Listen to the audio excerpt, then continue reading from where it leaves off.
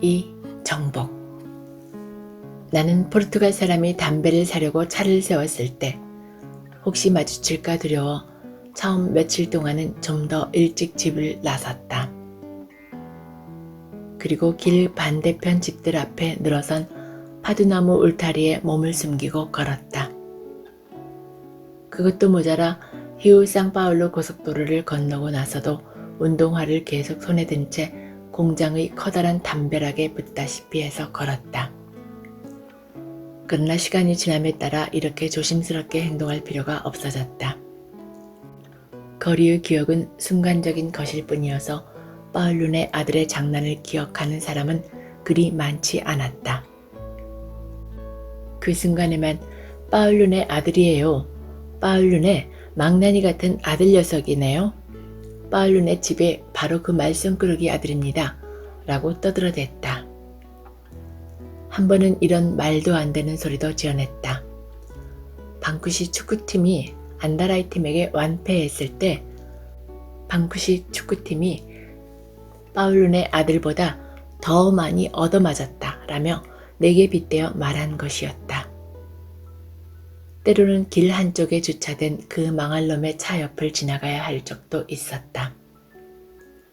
그럴 때면 내가 커서 꼭 죽이기로 결심한 포르투갈 사람과 마주치지 않기 위해서, 그리고 방쿠시 아니 세계에서 가장 멋진 차 주인의 우고지상과 마주치지 않기 위해서 걸음을 멈추어야 했다. 그가 며칠씩 보이지 않을 때도 있었다. 얼마나 다행인지 몰랐다.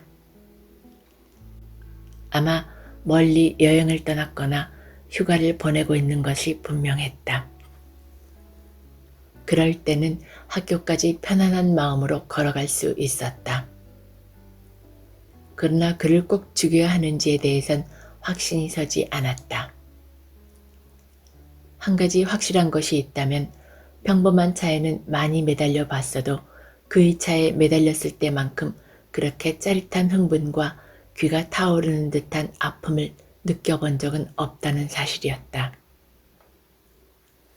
모든 일이 모두 순조롭게 지나갔다. 연을 날리는 계절이 왔다. 거리는 누구에게나 개방되어 있었다. 푸른 하늘은 낮에도 아름다운 색색의 별들로 빛났다. 바람의 계절에는 민기뉴도 뒷전이었다. 식구들이 나를 몹시 때리고 벌을 주느라고 가둬둔 때나 겨우 찾아가는 정도였다. 한 차례 맞고 나서 또 맞게 되면 어찌나 아픈지 도망갈 엄두도 내지 못했다. 그런 때는 나의 왕 루이스와 함께 라임 오렌지 나무를 꾸며주었고 마구도 얹어주었다. 민기뉴는 힘껏 가지를 뻗으며 자라나 얼마 안 있으면 나를 위해 꽃을 피우고 열매를 맺어줄 수 있을 것 같았다. 다른 오렌지 나무들은 아주 느릿느릿 자랐지만 나의 라임 오렌지 나무는 에드문드 아저씨가 나를 두고 말했듯이 조숙했다. 후에 에드문드 아저씨는 조숙이란 어떤 일들이 정상적인 시기보다 먼저 일어나는 것이라고 말했다. 하지만 내 생각에는 아저씨가 이 말의 의미를 정확히 설명하지 못한 것 같다. 그것은 단지 앞서 일어난 모든 것을 두고 하는 말이었다. 아무튼 나는 쓰다 남은 끈과 실을 가져다가 병마개를 여러 개 꿰어 민기뉴의 몸에 달아주었다. 민기뉴가 얼마나 아름다웠는지 직접 보지 않고서는 상상하기 힘들 정도였다. 바람이 불어 병마개들이 서로의 몸을 부딪히면 민기뉴는 마치 망아지 달빛에 올라 은빛 박차를 차고 달리는 프레드 톰슨처럼 보였다. 학교 생활도 재미있었다. 나는 모든 국가를 다 외웠다. 가장 긴 국가와 국기에 대한 노래와 자유의 노래 같은 것들을 모두 말이다. 자유여 우리 위에 날개를 펴라. 내 생각에는 톰 믹스도 나처럼 이 노래를 좋아하는 것 같았다.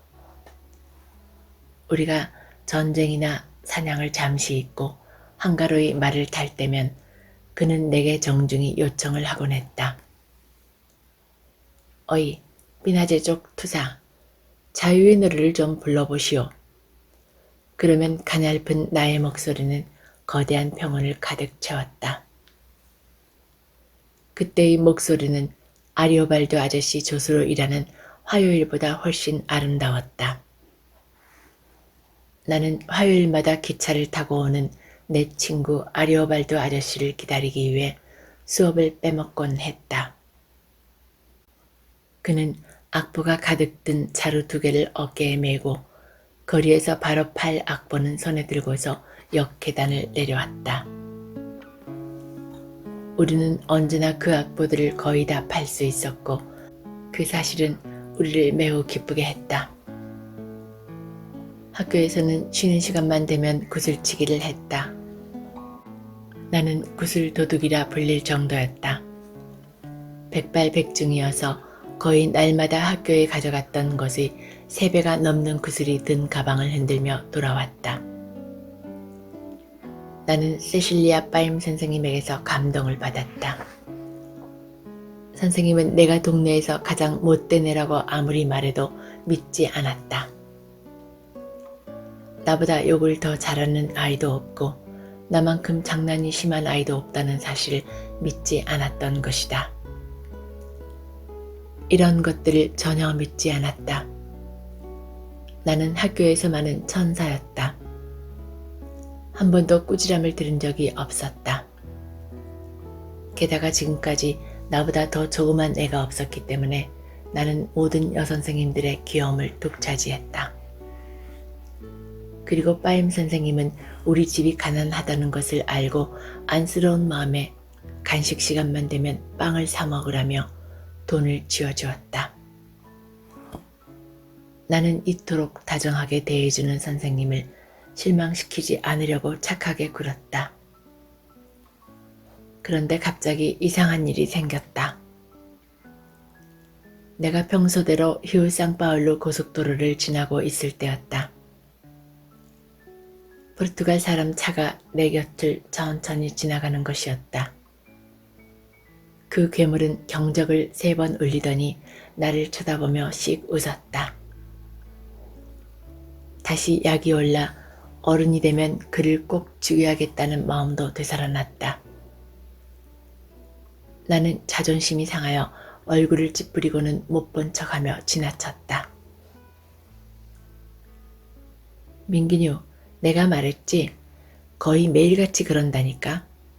날마다 나를 기다리다가 경적을 울리는 거야. 경적은 딱 3번 울려. 어제는 아예 작별 인사까지 하더라고. 넌 어떻게 했는데? 모르는 척했지. 전혀 못 본 척해. 그 사람도 아마 겁이 날 거야. 너도 알겠지만 난 곧 6살이 될 거고 이제 조금만 있으면 어른이 되잖아. 그 사람이 네가 무서워서 네 친구가 되려고 하는 것 같니? 확실해. 잠깐만 상자 가져올게. 민기뉴는 꽤 많이 자랐다. 이제는 가지 위로 오르기 위해서 밑에 상자를 받쳐야 할 정도가 되었다. 됐어. 계속하자. 나무 꼭대기에 오르면 내가 세상보다 더 크다는 느낌이 들었다. 그곳에 오르면 주위의 경치와 개울가 풀숲과 먹이를 찾아온 검은 새나 목에 흰 줄이 2개나 있는 방울새들을 볼 수 있었다.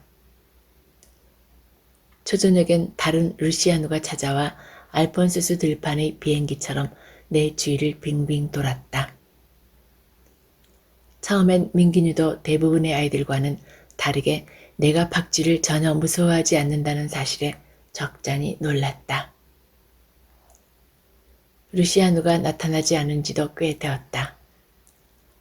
어디 다른 들판에 정착한 것이 틀림없었다.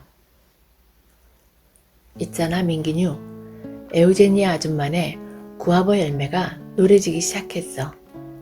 물이 괜찮게 올랐을 거야. 그 아줌마한테 들키지 않는 게 문제지. 민기뉴, 오늘 벌써 3차례나 맞았거든. 알지? 내가 여기 왔다는 건 내가 벌을 받고 있다는 뜻이야. 그러나 악마는 결국 나를 민기뉴에게서 내려와 파두나무 울타리로 가도록 만들었다. 오후의 산들바람은 구아버 향기를 내 코로 실어 날랐다. 아니, 향기가 나는 듯한 착각이 들게 했다. 여기서 살펴봐. 저기 저 닭장을 치워. 아무 소리도 안 나잖아. 악마가 계속해서 속삭였다. 바보야, 뛰어가. 아무도 없어. 아줌마는 이 시간이면 일본 여자네 가게에 채소 사러 간단 말이야. 베네딕토 아저씨? 무슨 소리야. 그 아저씨는 눈도 나쁘고 잘 듣지도 못해. 아저씨가 눈치채더라도 충분히 도망칠 수 있어. 나는 울타리를 끼고 개울가로 갔다. 그리고 마음을 정했다. 그 전에 민기뉴에게 소리를 내지 말라는 신호를 주었다. 내 심장은 이미 방망이질 치고 있었다. 에우제니아 아줌마는 장난이 아니었다. 하느님도 못 말릴 정도의 수다쟁이였던 것이다. 내가 한 발 한 발 다가가고 있을 때 그녀의 커다란 목소리가 부엌 창문에서 들렸다. 무슨 짓이냐? 나는 공을 주우러 왔다든가 하는 거짓말로 둘러댈 생각은 하지 못하고 꽁무니가 빠져라 달려서 펄쩍 개울가로 뛰어들었다. 그러나 그곳엔 또 다른 무엇이 나를 기다리고 있었다. 얼마나 아팠던지 비명이 절로 나올 정도였다. 그러나 그랬다가는 매를 2번이나 더 맞을 형편이었다. 벌을 받다가 도망쳤기 때문에 1번, 그리고 남의 구아버 열매를 훔치려다가 왼발에 유리조각이 박힌 것 때문에 1번 해서 2번을 맞게 될 것이 뻔했다. 그래서 있는 힘을 다해 꾹 참았다. 너무 아파 아득해진 정신으로 유리조각을 빼냈다. 낮은 신음소리를 더하며 피가 더러운 겨울물과 섞이는 것을 보았다. 어떡하지? 눈에 눈물이 가득 고였지만 나머지 유리조각도 빼냈다. 하지만 피를 어떻게 멈추어야 하는지는 알 수가 없었다. 단지 아픔을 줄이기 위해 발 뒤꿈치를 꽉 잡았다. 무조건 참아야 했다. 이미 저녁이 다 되어 엄마, 아빠, 그리고 랄라 누나도 곧 돌아올 참이었다. 그들 중 누군가 나를 발견한다면 회초리 찜질이 시작될 참이었다. 어쩌면 세 사람이 번갈아가며 회초리를 들지도 몰랐다. 나는 정신이 멍했지만 울타리 너머 라임 오렌지나무 밑까지 깡충발로 가앉았다. 아직 아픔은 가시지 않았지만 토하고 싶은 기분은 가라앉아 있었다. 망 좀 봐줘, 민기뉴. 민기뉴는 잔뜩 겁먹은 표정이었다. 나만큼 피를 보는 것을 싫어했다. 맙소사 어떡하지? 두두가 형이라면 날 도와줄 수 있을 텐데 도대체 지금 어디 가 있는 거야? 글로리아 누나도 있었다. 글로리아 누나는 부엌에 있을 것 같았다. 나를 때리는 걸 그리 좋아하지 않는 유일한 사람이었다. 어쩌면 내 귀를 잡아당기거나 다시 벌을 세울 수도 있지만 그런 것을 따질 처지가 아니었다. 나는 글로리아 누나의 마음을 녹일 방법을 생각하며 부엌까지 절름거리며 걸어갔다. 누나는 헝겊에 술을 놓고 있었다. 나는 어깨를 축 늘어뜨리고 앉았다. 그러자 이번에는 하느님이 도와주셨다.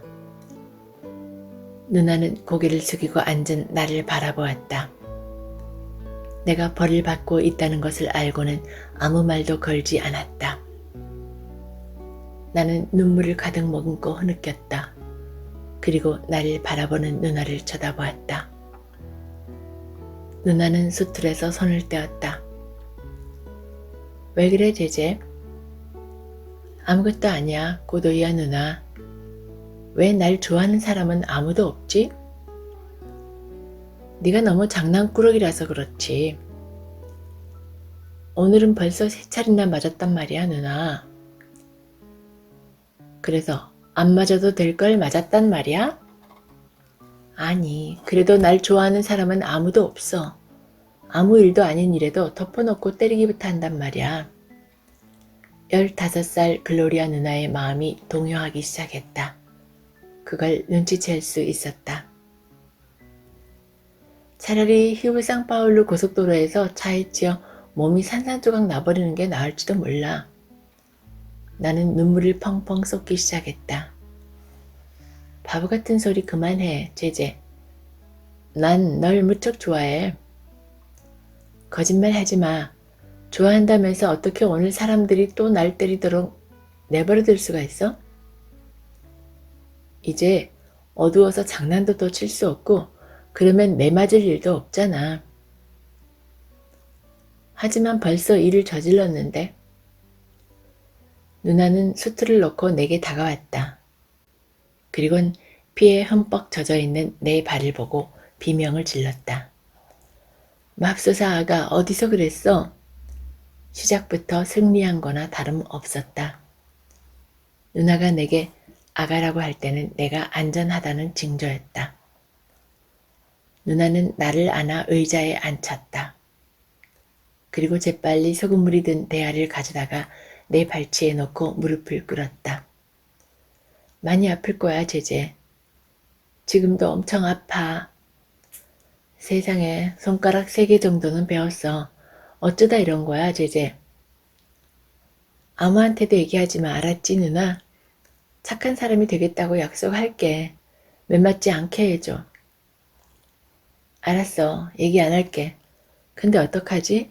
발을 헝겊으로 싸매면 식구들이 알아차릴 텐데. 그리고 내일 아침엔 학교도 못 갈 거야. 그러면 다 들통나잖아. 학교엔 갈 거야, 정말이야. 저 모퉁이까지 신발 신고 가면 그 다음엔 쉬울 거야. 그럼 들어가서 자. 발을 쭉 뻗고 있어. 안 그러면 아파서 내일 걷지도 못해. 누나는 절뚝거리는 나를 침대까지 데려다 주었다. 다른 사람들이 오기 전에 먹을 걸 갖다 줄게. 누나가 음식을 가져왔을 때 나는 누나에게 뽀뽀를 해주지 않을 수 없었다. 이건 내게 아주 드문 일이었다. 저녁 먹을 시간이 되어 엄마는 내가 보이지 않는다는 것을 알아챘다. 제재는 어디 갔니? 자고 있어요. 아까부터 머리가 아프다고 그러던데요. 나는 상처가 후끈거리는 것도 잊은 채 오가는 이야기를 듣고 있었다. 나는 사람들이 내 이야기를 할 때가 좋았다. 글로리아 누나는 나를 거들기로 작정한 것 같았다. 누나는 불평불만을 한바탕 쏟아냈다. 모두들 그 애를 너무 때려요. 오늘 아주 프리치고 있더라고요. 3차례나 매를 대다니 너무 심하잖아요. 하지만 녀석은 완전히 구제불능이야. 매를 맞아야 정신을 차린다고. 너는 한 번도 때린 적 없어? 웬만해선 안 때리려고 해요. 정말 몹쓸 짓을 하면 귀를 잡아당기는 정도예요. 모두들 잠잠해졌다. 글로리아 누나는 계속 내 편을 들었다. 아무튼 그 앤 아직 6살도 안 됐잖아요. 장난이 좀 심하긴 해도 아직은 어린애라고요. 누나의 그런 말을 들으니 기분이 아주 좋아졌다. 글로리아 누나는 내게 옷을 입혀주고 운동화를 신겨주면서 안쓰러운 표정을 감추지 못했다. 갈 수 있겠어? 견딜만해. 히오 상파울루 고속도로에서 바보 같은 짓 하면 안 된다. 안 할게. 어제 말한 건 진심 아니지? 거짓말이야. 근데 아무도 날 좋아하지 않는다고 생각하니까 좀 속이 상해. 누나는 내 더벅머리 금발을 쓰다듬으며 나를 보내주었다. 난 거리에 나갈 때까지만 참으면 될 거라고 생각했다. 신발을 벗으면 아픔이 가실 것 같았다. 그러나 발이 직접 땅에 닿으니 공장 벽에 기대어 천천히 가지 않으면 안 될 정도였다. 이렇게 해선 도저히 학교에 도착하지 못할 것 같았다. 그때 이상한 일이 벌어졌다. 자동차 경적이 3번 울렸다. 재수없는 놈. 남은 아파 죽을 지경인데 그것도 모자라 약을 올리려 하다니. 차는 내 곁에 바짝 멈춰섰다. 그가 몸을 쑥 내밀고 물었다. 꼬마야, 발을 다친 거냐? 남이 간섭할 일이 아니라고 생각했다. 그래도 그가 요 녀석이라고 부르지 않아 아무 대꾸도 않고 몇 걸음을 더 걸었다. 그는 다시 시동을 걸어 차를 몰아 내 곁을 지났다. 차는 차선을 약간 벗어나 비스듬히 벽에 붙으며 내 길을 가로막았다. 그 사람이 문을 열고 내렸다. 그의 커다란 몸집에 기가 죽은 나는 한 걸음 물러섰다. 많이 아프니 꼬마야? 나를 때렸던 사람이 그렇게 다정하고 친근하게 말할 수 있다는 게 믿기지 않았다. 그는 더 가까이 다가와서 뚱뚱한 몸을 굽혀 내 얼굴을 들여다보았다. 아주 부드러운 미소를 짓고 있었다. 그 다정함이 내게 전염되는 것 같았다. 보아하니 심하게 다친 모양이구나. 어쩌다 그랬니? 나는 대답을 하려다가 약간 울먹이고 말았다. 유리조각이 박혔어요. 깊이 박혔니? 나는 손가락으로 그 깊이를 어림잡아 보였다. 그 정도면 꽤 중상인데 왜 집에 가만히 있지 않고? 보아하니 학교에 가는 것 같은데 안 그래? 집에선 아무도 다친 걸 몰라요. 만약에 누가 알게 되면 다시는 그런 일이 없도록 또 때리려고 할 거예요. 이리 오너라. 내가 데려다 줄 테니. 고맙지만 싫어요. 왜? 지난번 일을 학교 애들이 다 알아서요. 하지만 그렇게 걸어갈 수는 없잖아. 그의 말은 사실이었다. 자칫하면 자존심이 무너질 것 같아 나는 고개를 푹 숙였다. 그는 내 턱을 받쳐들었다. 지난 일은 잊도록 하자. 너 차를 타본 적이 있니? 없어요. 그러면 내가 태워주마. 탈 수 없어요. 우리는 원수잖아요. 그런 것은 상관없다. 네가 정 창피하다면 학교에 조금 못 미쳐서 내려주마. 어떠냐? 나는 너무 감격한 나머지 대답도 할 수 없었다. 단지 고개만 조금 끄덕였다. 그러자 그는 나를 안아 차 문을 열고 조심스레 의자에 앉혔다. 그리고 자신은 운전석에 앉았다. 그는 시동을 걸기 전에 나를 돌아보며 미소를 지어 보였다. 이게 훨씬 낫지? 부드럽게 굴러가다가 가끔 출렁이는 차의 움직임이 기분 좋았다. 거기에 몸을 맡기고 눈을 감으니 저절로 환상이 떠올랐다. 프레드 톰슨의 망아지 달빛보다도 훨씬 부드럽고 좋았다. 하지만 언제까지고 그러고 있을 수는 없었다. 눈을 떠보니 학교에 거의 다 와 있었다. 아이들이 학교 정문으로 들어가고 있는 것이 보였다. 난 깜짝 놀라 의자 밑으로 미끄러져 내려와 몸을 숨겼다. 그리고 상기된 목소리로 외쳤다. 학교 오기 전에 내려준다고 그랬잖아요. 생각을 바꿨다. 네 발을 그렇게 두어서는 안 되겠어. 파상풍에 걸릴지도 몰라. 난 이 근사하고 어려운 단어의 뜻이 무엇인지 묻고 싶었다. 안 가겠다고 떼를 써도 별 소용이 없을 것 같았다. 차가 까지나 거리로 접어들자 나는 다시 제자리에 앉았다. 넌 아주 용감한 사나이 같아 보이던데 어디 정말 그런가 한번 보자. 그는 약방 앞에 차를 세우고 나를 안아 올렸다.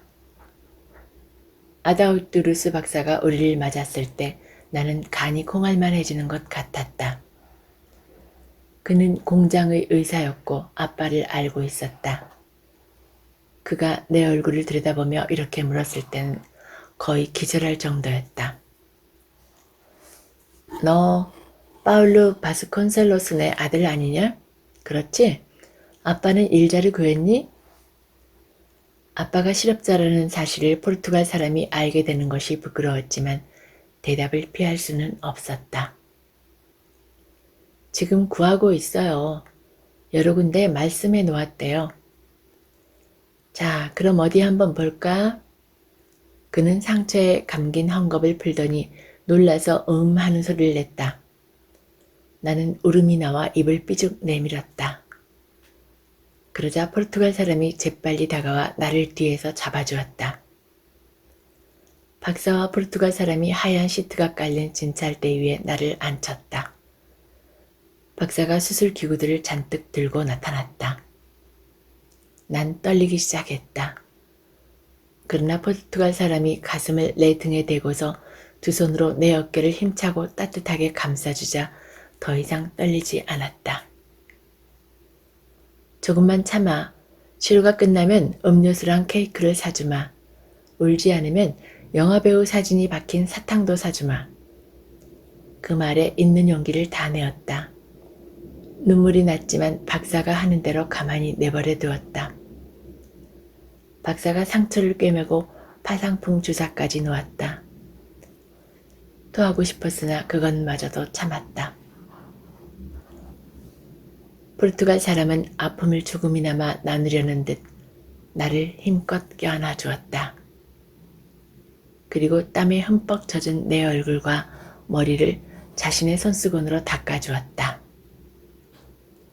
영원히 끝날 것 같지 않던 치료가 끝나가고 있었다.